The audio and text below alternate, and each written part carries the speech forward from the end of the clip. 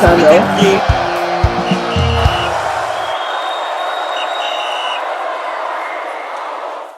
Alright, welcome to the final with the channel that gives you the best and nothing but the best in terms of fan reaction, sport interviews, pre and post match analysis. As we have always promised you guys, we give you the best and nothing but the best when it comes to all of the sporting related issue. And we have big news coming out from Italy, still on the Victor Osimhen situation. His current coach, the Napoli coach Antonio Conte, has actually come out to say he is sorry. He said he feels his pain and he sympathizes with Victor Osimhen at this point in time. In his words, he said some issues blocked it. Perhaps if we had unlocked the Osimhen situation, we would have completed the team differently and earlier. I'm sorry about what happened. I'm sorry for Osimhen. I'm sorry for the club that didn't monetize. I'm sorry for myself because we didn't complete the team as we wanted. But the club proved to be consistent in this situation. Coherence is the starting point when it comes to respecting the rules, he stated. Now, there's no doubt about this Antonio Conte statement. He reiterated the fact that Osimhen's situation has probably lingered up to this moment, even before he came into the picture. And we know for a fact that Napoli's board have actually listed out Osimhen's name in the names of the players that would probably be sold in the transfer. And unfortunately, he could not make that transfer. And then I think Conte reiterated that the Napoli board stand firm to their decision not to integrate Osimhen into the squad. No doubt about that. They said there's no space for Osimhen in the current Napoli squad. He has finally decided to train with the under-21s, with under-21, which is good for him. No doubt about that, because he actually has to maintain his form going into the next transfer window. Of course, I will bring you some other big news from the same Italy, where we have English Premier League clubs coming into the radar to say they're going to be looking at a situation whereby we'll probably get a new January transfer window move for Victor Osimhen. But still showing solidarity for Victor Osimhen, his other Nigerian counterpart.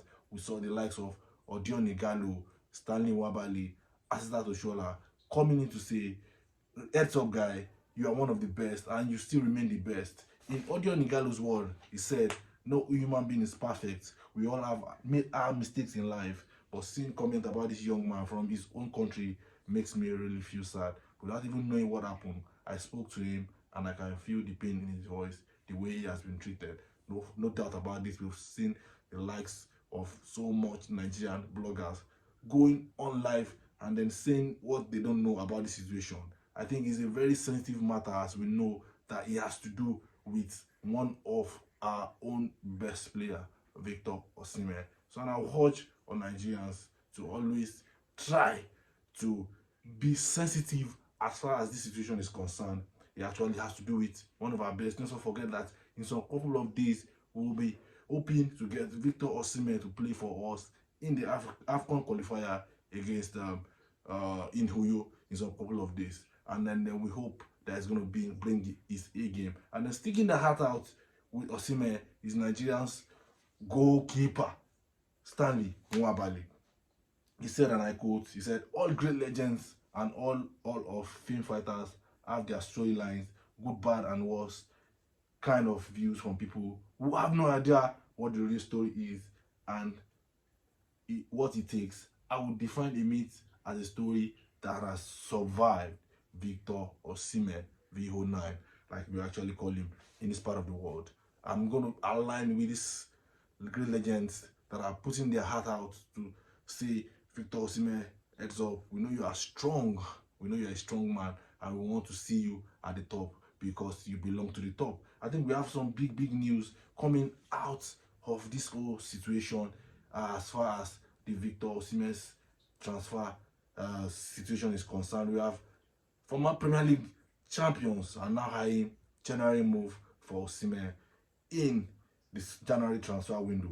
You know, there's no doubt that Osimhen has been the best performer in the Napoli side in the past 3 seasons. That has resulted to why we saw the likes of PSG, Arsenal, Chelsea, the Halali side that came to probably bring all what they have had to probably contend to sign him in this current transfer window that just closed, but it did not work out due to some wage differences and then the Napoli complication, which now makes Victor Osimhen at the crossroad. Like we rightly said, Antonio Conte and Napoli have said there is no way for Victor Osimhen in the Napoli squad as it stands now. So Victor Osimhen has to look for other options. Maybe stay in Napoli without playing and getting your pay weekly, or probably seek a short loan at other leagues where the transfer windows are open. There's no doubt about that. The Saudi Arabian transfer window is still open. I think it closes by October 6th. The Turkish transfer window is still open. So we are probably seeing a situation. Whereby Victor Osimhen might probably be exploring those options just to stay fit before the next big move that he's going to be making. And apparently the big move is going to be centered in January, as we can confirm to you that Liverpool are actually eyeing Victor Osimhen. Chelsea have not gone, but we have confirmed news that Liverpool are actually eyeing the Super Eagles frontliner.